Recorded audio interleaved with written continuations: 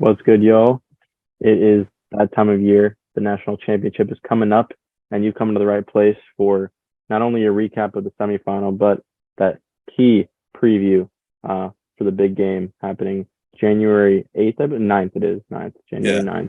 9th, between the Texas Christian University Horned Frogs versus the Georgia Bulldogs. Should be an interesting matchup. Before we begin our little recap, just remember to like, subscribe, turn on those noties, and leave some comments below. We'd really love to interact with y'all more. But with that being said, Sam, I mean, this TCU Michigan game, geez, one for the ages, huh? Yeah, I think it's easily top five finals game or semifinals game ever. Maybe the best. I mean, we'd have to go through and rewatch most of those games, but it's definitely top five. Frankly, I think our analysis, if you guys go back and watch the vid from before the game, we were really kind of spot on. Like we got the predictions wrong. Obviously, we both picked Michigan, but when we broke down the game in itself, I felt like we were really doing a good job. Uh, TCU wins 51-45, absolute thriller. I think the Harbaugh problem is becoming a bit of a thing now, where we're seeing 0 for 6 in bowl or 1 for 6 in bowl games. Sorry, 0 for 2 in the playoffs. He gets to the playoffs and the whole team gets there, and then they kind of underperform. We saw Michigan have that crazy defense we were talking about, the O line and the run game, and it all just didn't quite come together. When we were talking, we said that TCU would win this game by forcing Michigan into the third and longs, forcing JJ McCarthy to throw the ball and win you the game, and holding TCU back in that pass game. They didn't do any of that. I mean, well, they didn't do any of it successfully, at least, because they did get forced into third and longs. JJ McCarthy did have to throw the ball, and he didn't have a horrible game, but it's you put up 45 points. Of course, there's going to be some good. You're going to have high yardage numbers. It was a lot of passing, but the two pick sixes were obviously very costly when you lose by 6. Donovan Edwards did his thing in the run game, but I think after that big breakaway on the first play of the game, he didn't do what we were hoping for. But Michigan just didn't play up to their standards. I was right about JJ McCarthy. I said when you put the ball in his hands and you make him throw, I don't think you're going to win the game that way. It's going to have to be on the running game. It's just not a sustainable system, really, in my opinion. And then on TCU side, what did we say? It would have to be Max Duggan and Quentin Johnson having the game of their lives. And obviously, there was a lot of pieces we know. DeMarcado did his thing. I cannot say enough about D. Winters and what he did. But Quentin Johnson, touchdown, huge 70-yard play. Yeah, I think I have a direct quote from our previous breakdown video. And I know like our prediction was wrong. Shout out Rohan, whatever, TCU Yeah, won. shout out Rohan, roll Go Jesus. Jesuses. By the way, leave some comments of what our punishment should be. We're still deciding, but this is the direct quote. It's if TCU is to win this game, I think they need to do a lot of things right. They need to come out swinging and be up by at least a touchdown or double digits at halftime. For reference, they were up 21-6 at half. And came out swinging with a pick six. Yeah, then I said the question is not if TCU can stop the run, which they somewhat did. They gave up 186 yards on the ground. They did enough. Yeah, it's can they get Michigan's offense off the field on third down and play good red zone defense, force turnovers, and hit on big explosive play opportunities offensively. And they did, and that's every single one of those. Exactly what they did. They had to do all of those things, and I think they did all of it. And they didn't play perfectly at times. Their defense wasn't amazing. There was some busted coverage. Stops, though. They did it when it counted. Exactly. They executed when it mattered, and that's what won them the game. I also think Michigan's defense was pretty abysmal in this game. I mean, they give up. They're known for being one of the best defenses in the country, but you give up 51 points. And sure, you limit Duggan to 14 on 29 passing, but you give up over 260 yards on the ground. That's uncalled for. And it was by committee. It was DeMarcado. It was Miller before the injury. It was Duggan. It was all these guys. Quinn Johnson taking sweeps. Yeah, I think a big problem was limiting Duggan. I mean, just when you thought you had everyone covered downfield, he would just take off, find the gap in whatever your pass rush was, and just get a first down when he needed it. And that is what's special about Max Duggan. He's got a lot of heart, and he pulled through for them. It was crazy to see that. Great win for a program that was first year Sonny Dykes. I mean, can we talk about incredible. That for a second? It is. this is unprecedented for a first-year head coach to make it this far. It's just unbelievable what he's done with the program. We've got to ask if he's a top 5 coach right now in all of college football, frankly. Well, it sure seems like he could be. So, I mean, God, it's just crazy what he's done with that program. And I mean, just their ability to capitalize on big explosive plays and Michigan's, lack of discipline defensively. If they wouldn't have given up as big plays as they did and wouldn't have made, and there's also that questionable call at the goal line. Like, was he in? Was he not? I personally thought it was a touchdown. That could have changed the outcome of the game. I didn't think he had control. I didn't think he had control until he crossed the plane. God forbid you put on 1st and goal on the 1-yard line. Like, you should be able to punch it in. Yeah, I agree. But it's the fact that they didn't do the little things right. They gave up big plays when it mattered, and that's what put TCU ahead at half. And they came back. Michigan came storming back 41-38. I know you said earlier when we were talking about this, you texted in the group chat, up here comes Michigan. It's game over. I was in the same boat as you. I was like, oh well, this was fun while it lasted. I think everyone was there. It just was not the case. I was sitting there eating dinner at Japan Inn and watching it every couple of plays or so, and TCU just hung in there. Even down 14-3, you thought Michigan would still cover the spread, and they were down 21-6 at the half. I was going crazy. I was like, well, Michigan's just gonna do their thing in the second half like they have all year, and you know what? But I think what people fail to realize is TCU was the second best second half team in the country, right behind Michigan, and they were ready. They were ready for it. And if you listen to Sonny Dykes at halftime, he wasn't happy either. He was saying, we have a lot of things we still got to improve on, and that to me went a long way. Just you're up 21-6 against Michigan, and you don't have anything good to say about your team. That shows, he's the real deal in my opinion. So yeah, what a game. Definitely a classic. Definitely top 5 college football playoff game in my opinion. But right up with that top 5 has to be this Georgia Ohio State game. I think it's probably top 3. This is a back and forth Georgia game. Ohio State? Yeah, for Georgia Ohio State. I think we should shift that way probably now, unless you have anything else to add, Sam. About TCU Michigan. No, I think the month off is a big part of what we see in both games, with the defenses not playing up to par. But it worked so much better for TCU because Quentin Johnson was injured and he gets healthy, and the whole team basically got the chance to heal. And you could see the difference between Quentin Johnson against Michigan and against Kansas State, where he clearly was not healthy. So I think it benefited TCU, and it did not do well for Michigan, who really, Michigan coasted the whole year until the Illinois and Ohio State games. So a month off is never going to be good, but that's all I have to say. Yeah, TCU, great win. I was rooting for you the whole way, even though I picked Michigan. My heart was with you. Yeah. I kind of wanted TCU to win just because they're the underdog. But I think you make a great point. Having all that time off is, not only a benefit for TCU in this game, but I think for offenses in general. If you would have told me that these two games would have been 51-45 and 42-44, I would have thought you were crazy. 41. Yeah. 42-40. Yeah, 42-41, whatever it may be. I would have told you you're crazy. These are games where defense. Our predictions were so much lower than what it was. Yeah, exactly. And I think that having that time off inherently benefits offenses, because I think defense is is pretty clearly a reactionary strategy game, and I think that the offense could have the upper hand. You have over a month, like you said, to scheme against the defense that you have. How many 12 weeks of film on? I guess defenses have the same opportunity, but I don't know. I think it definitely benefits offenses. This is something we could also probably discuss maybe on the pod we're recording tomorrow on how to pick some of that stuff. But yeah, we're gonna shift that. Yeah, exactly. I think we're gonna shift over to the OSU Georgia game. I think our prediction was pretty spot on here. Another classic, like I said.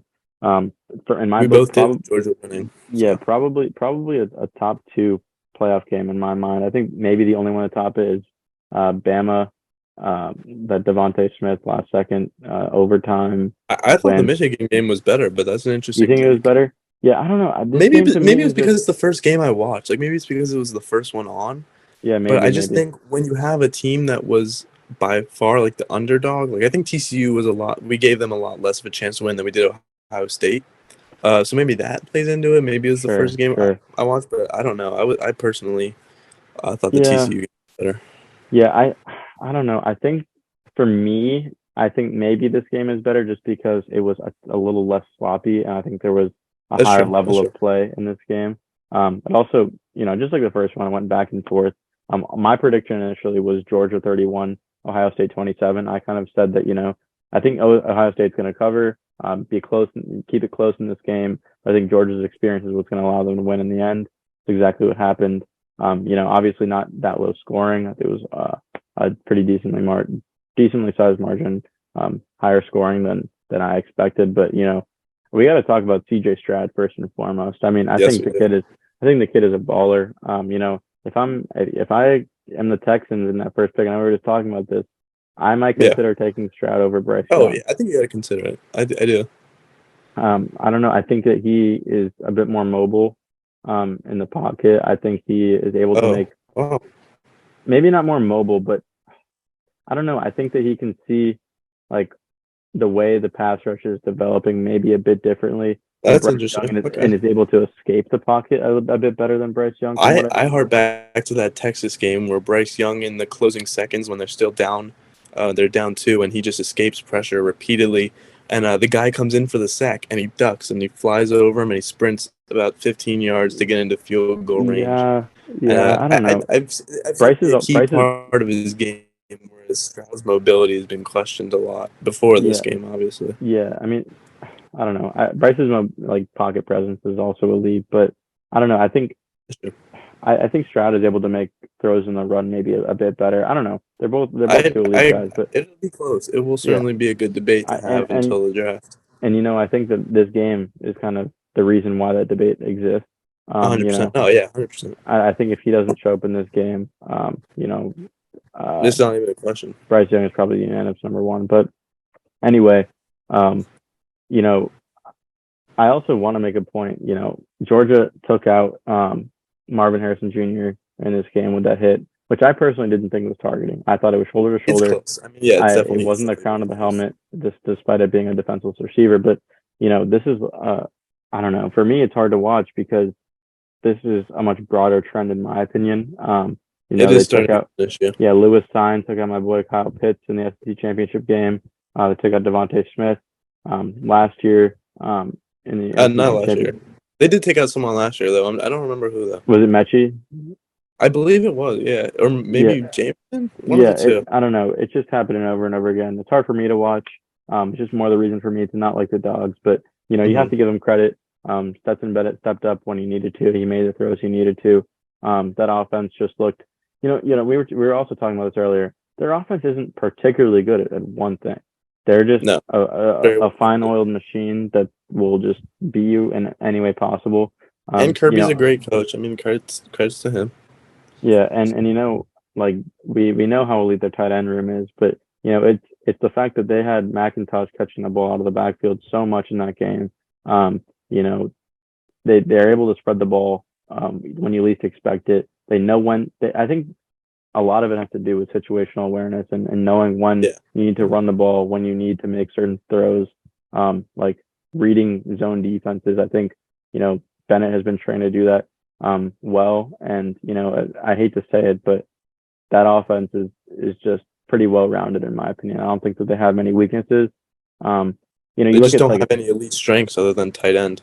Yeah, and it'll be interesting to see how that matches up with TCU, which we'll talk about in a second. But I don't know. I think in this game there's not very much defensive prowess at all. I mean, I get it's hard to play against an Ohio State team that is given in a month and a half to prepare. I get that. I don't think that the weapons are everything, but it's still Georgia, and they're giving up 41 points. Yeah. And I get it, CJ Stroud. I get it's Marvin Harrison Jr. It's unprecedented. I mean, this is not what that Georgia defense. When you played Jalen Hyde in Tennessee and you held them to 13, we've seen them do it all year. I think they just maybe it's the rust. I don't know what it is, but something did not hold up. Apart from feeling bad for that OSU kicker, I mean, we got to talk about Jalen Carter as well, real quick. I mean, his stats in the game: one solo tackle, he showed up at all. One solo tackle and one pass deflection, which is crazy. Do you think that's more of a scheme on Ohio State's part trying to keep him out of the game, or is it Because he's down. I think the Georgia defense, they are missing one of their projected first-round picks. Yeah. But, I mean, I still think he should have had a bigger effect on the game. Yeah, that's almost a no-show of a game for a guy that's, almost pretty close to being unanimous number one defensive guy off the board in the draft right next to Will Anderson. Even if it was an Ohio State scheme, you can't afford, I mean, well, I was going to say you can't afford to have Jalen Carter only have one solo tackle. They clearly could. Clearly I'm wrong, right? Which just goes to my point that this Georgia defense is so, I don't know how that'll fare if they do it again, though. I don't think you can go 2 games, no showing, and still win both. Because it did take a field goal miss to win. The thing is, if you can do it against that Ohio State air raid, you might be able to get away with doing it against TCU. TCU's kicker is much better, though. He is one of the best kickers in the country. Yeah. But with that being said, I think we should start previewing the championship game. The Horned Frogs versus the Dogs. I guess, do you want to start, Sam, or should I? You can, yeah, you start on this one. All right, sure. So for TCU, I don't necessarily even think Duggan has to play an amazing lights out game. And I don't, I think he played well and good when he needed to in this game against Michigan, but he still went 14 of 29. I mean, it is no easy task to come into the playoffs and throw against these top 5 defenses. Exactly. So, I mean, yeah, exactly. I think Duggan just needs to do what he did against Michigan. Maybe even show a bit more than he did before, because he will definitely have to show a little more. But he just seemed to manage that game super well. He didn't let the big moment get the best of him. He rallied his teammates around him and was a real leader, it seemed. Defensively for TCU, I think they need to really force Stetson Bennett to make throws into tight windows down the field. When you looked at Bennett in this game against Ohio State, most of his throws were, guys that were just open schematically. I don't know if they're going to get that opportunity against TCU. And I think if TCU can make him throw into those tight windows, they have those guys like, Winters and I'm forgetting the name of the guy on the other side of the field. But I think they have probably the best DB room in the playoff. Like I said earlier, behind Georgia, but I'd say it's fairly close. Yeah, they have some really good DBs who can really stick on receivers. So I don't know. I think that, if they can force Stetson to beat them through the air in tight windows, and Duggan is able to do what he did again, but even better probably, I think they have a shot in this game. Whereas on the other hand, I think, I'll kind of just say my prediction now. I think Georgia wins this game.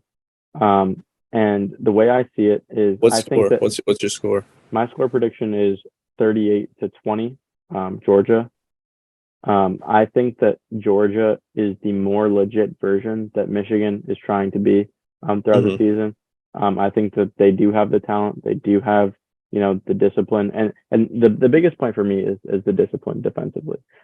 This Georgia team, they don't give up big plays. And when you look at the Ohio State game, the really interesting thing I kind of want to hammer home here is, if you think about it, they didn't give up any huge plays against Ohio State. They gave up a 37-yard play, a 31-yard play, a 27-yard play, and a 25-yard play. Those are fairly big, though. Those are the 4 biggest plays, but those aren't plays that will switch the field on you like TCU did against Michigan, right? They had that run, that big, stutter step by Quentin Johnson. They had that huge run by DeMarcado. DeMarcado. And I think that's the difference in this game. I think UGA's defense is way too disciplined to be giving up those huge plays. I don't think they're going to give up those big plays. And, I think that's where TCU is so dangerous, because they hit on those big plays like we said they needed to in that last game. I don't think they're going to be able to do that. I think Kelee Ringo is going to lock up Quentin Johnson for the most part. But, I don't know. And I also think that, we were watching a little bit of film before this as well. I think they're going to be able to make better blocks in the second level than we saw Michigan make in that TCU game. I think that their run game will probably be more efficient than Michigan's in that game. Because we were watching them against Ohio State, and, their offensive linemen are really versatile. They're able to get to that second level. TCU's offensive line is great.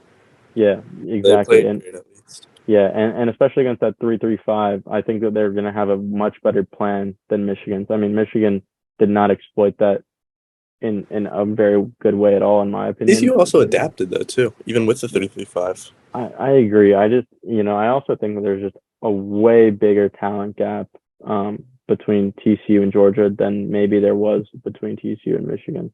That's possible. And I guess the last thing I'll kind of say before I hand it over to you, Sam, is I think this is the type of game where, we'll know at halftime whether, it'll be very clear, in my opinion, at half, whether, Georgia's just going to pull away, dominate this game, control the tempo, control the pace, and just win. Or instead, we kind of see those Georgia fans, they're no longer barking in the stands, and instead they're kind of scratching their heads. Where is the game? Behind their ears, like a kind of a dog would, like they're going to be going like this at halftime, like what's going on?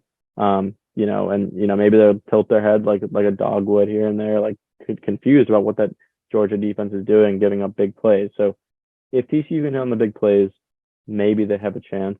I don't think they do. I think Georgia's able to run the ball on them and do what they have been doing recently, which is pretty much whatever they want on offense. But yeah, I think also the age difference in these programs' staffs is going to show. Sonny Dykes, first year head coach. I mean, great stuff he's been doing, but this is he's been a head coach before though. It's not like he's a rookie. Well, I'm talking about for like in this program, in the program. Georgia, as we know, is a fine old machine. They won it last year. They've been on these big stages before. They have proven that they can win. And I think, that's the difference between not only Georgia and TCU, but Georgia and Michigan, the team TCU just barely beat. So I will be rooting for TCU. Their last natty was 1938. World War II hadn't even started then, but that would be a great story, a fantastic story. One they'd have to surely make, a 30 for 30 on, or some type of Netflix documentary on. But I don't know. I unfortunately don't see it happening, and I'm gonna have to go into Jacksonville next year, hearing even more barks than this past year, which I didn't think. Lord knows who your quarterback will be for that game. Oh God, I don't even want to think about that. Graham But Mertz. yeah. How do you see this game playing out, Sam? I'm just gonna start out hot. I'm just gonna come right out of the gate and say this: TCU is taking this home. I made the mistake of rooting for them but not picking them against Michigan. So I'm gonna root for them and pick them. And if I'm wrong, I'm wrong. But as Rohan would say, "Roll Jesus." I'm taking this thing. I think Max Duggan has so much heart. And frankly, I think he's the better quarterback in this matchup than Stetson Bennett. If you gave me the choice of the two, Duggan is a senior. He's experienced. I think he's a better runner than Bennett. We saw him put up a 100-yard rushing game against Kansas State. I think he's been bigger in the biggest moments. And let's be real, those interceptions weren't his fault. They were both off the receiver in that Michigan game. So I think he turns the ball over less. He was cleaner with it. I think he's the better quarterback. Johnston is the best receiver in this game. So, like I said last game, if this is going to be a TCU win, it's going to be a Duggan and it's going to be a Johnson masterclass. Like, those two are going to have to connect. We're talking about Keely Ringo shutting him down, but Marvin Harrison Jr. at halftime had over 100 yards and 2 touchdowns, and Ringo is the primary defender. So, I mean... See, the thing is, I don't know. For me, if I'm drafting tomorrow, I might take Marvin Harrison Jr. over Quentin Johnston. Oh, I would. But I mean, I'm saying in this matchup. But yeah, Harrison is the better receiver, no doubt. I'm just saying Johnson is a very top-notch receiver as well. I think he can replicate a lot of what Harrison did over the course of the game. I think Johnston is more of like a physical wide receiver, and I think that Ringo is, he can get his hands on guys get his hands on him probably better than on Harrison, who's more shifty and probably maybe a better route runner. I don't know. Maybe, but I saw Johnson torch the Michigan defense with guys like DJ Turner on it too. I don't know. Ringo's been cooked by guys like during the year. Like, it's not like he's shutting everyone down. Yeah, but he's a great player. He'll go, but he also stepped up on this big stage last year and got that pick 6, right? Like, he did. So maybe this is his moment. But yeah, can you? What were you saying? But yeah, I think those two are gonna have to have the day of their life. Hopefully Miller, the running back, is healthy. Him and DeMarcado taking turns in the backfield. I mean, we thought Michigan's run defense was elite. They ran all over them. Ohio State was an extremely one-dimensional team, and with their top backs out, and still managed to run on Georgia. So I have no reason to believe that TCU can't run again. And I mean, that was by success run, I mean they averaged 3.7 yards per carry against Georgia, 120 rushing yards. I mean, it frankly should have been less than 120 yards with Trayvon Henderson out. It should have been less. And they don't have the running weapons. Like 120 yards with the running guys that they were using compared to Miller, DeMarcado, and Duggan. Yeah. I think you can get the yards. Jalen Carter is going to have to actually show up for this game. The TCU kicker is legit, so you cannot leave it up to a field goal because we've seen him make it time and time again in the moment. He'll make it this time. So Stetson Bennett's going to have to show up. Bowers, no Washington is going to hurt. So Bowers is going to have to carry the load. McIntosh is going to have to do the same thing. Somebody is going to have to establish themselves and make a big play. I think D. Winters is going to shine again. But we're seeing with this month off, the lines aren't holding up the way we thought they would. So while Georgia and TCU's lines both played very well, let's see which one of those cracks. I'm taking TCU in another shootout. I'm going to say it's 40-38. I'm going to say Georgia misses a 2-point conversion to tie the game, something like that. 40-38 is my final. Like a tackle, like boundary to boundary, like to end it short of the goal line. That'd be crazy. But TCU, I don't know. 40-38. That's I think the line right now is 13.5. It's ridiculous. Like they're covering. Even if they lose, they're covering 13.5. I mean, I don't have them covering. Georgia is, if there's any team that is just going to dominate you and just show you how much better they are than you, it'll be There's Georgia. Definitely the chance. But Stetson Bennett, I think the TCU defense is better than the Ohio State defense. I think we can both agree on that. They played better. I think they have probably equal in the caliber of talent, the way they played at least. Not don't look at stars, but when we look at the way they played, I think the TCU defense has played just as well, if not better, than the Ohio State defense. I mean, I figure that's fair to say. I do think. Yeah, TCU's defense has definitely played better than Ohio State has recently. Stetson Bennett can't play. If you play that bad against an Ohio State defense, you better clean up your act against the TCU one because they'll return it for a touchdown. We saw him do it twice against McCarthy. I mean, Stetson didn't play. He threw one pick, and he was 23 of 34 for 3 touchdowns. He was good. He was good, but I mean that one pick could be costly. Yeah. You don't want to hold on to the ball because they'll force fumbles. Yeah.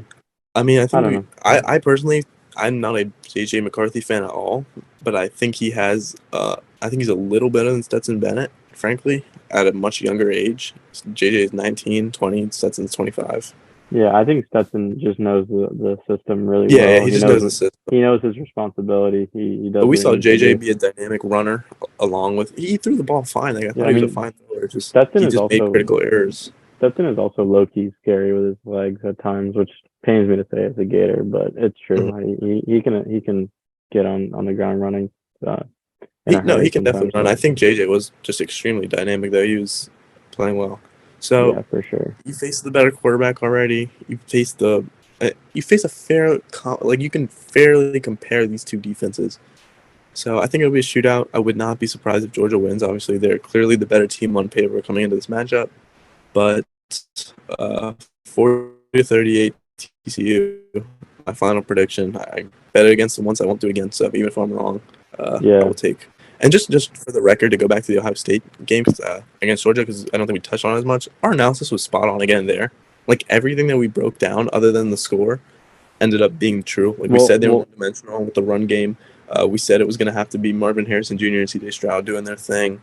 Like, we said C.J. Stroud was going to have the game of his life, and it would have to run. So, even then, we said it'd be a close one, Ohio State covering, and Georgia barely scrapping it out again, which is what happened. So I don't know. We will see. I like last time. I think TCU needs to do almost everything right to have a shot in this game. Compete and go back to back. It has not done a lot. Yeah, because you also don't. Yeah, you also don't have a month and a half to prepare. You have a week and a half now, and I think that might serve TCU better, frankly. You think so? I don't know. I'm not quite sure, but yeah, I think Georgia is just able to limit those big plays. I don't think TCU gets many explosive plays. Ohio State didn't really do it super well. We know how their offense is, so that's kind of my closing thoughts on it all. I remember I have Georgia 38, TCU 20. But yeah, I think we're gonna end it up here, wrap it up. Any comments? Stay tuned for the big pod tomorrow. You disagree or agree with anything we said? Let us know in the comments and why. And yeah, that big pod should be tomorrow. We're gonna try a new format for those listening. It's not gonna be super technical analysis stuff. Mostly gonna be a lot more interactive. Yeah, open discussion based. We really want to focus on responding to y'all's comments a lot more. And kind of we want to hear what you think about the format too. Yeah, exactly. So would you hope it stays this way or go back to the old? Yeah. Hopefully it'll be a bit more interesting. And I think we also get that opportunity because college football season is coming to an end, because the NFL is coming to an end. We can we have a lot ask. Yeah, we can ask and discuss much broader subjects. So yeah. Well, appreciate y'all listening. Like, subscribe, comment, turn on those noties, share the video, and peace out. Hammer TCU money line. Nah, Georgia covering, bro. All right. Oh shit. Keep that in, Ron.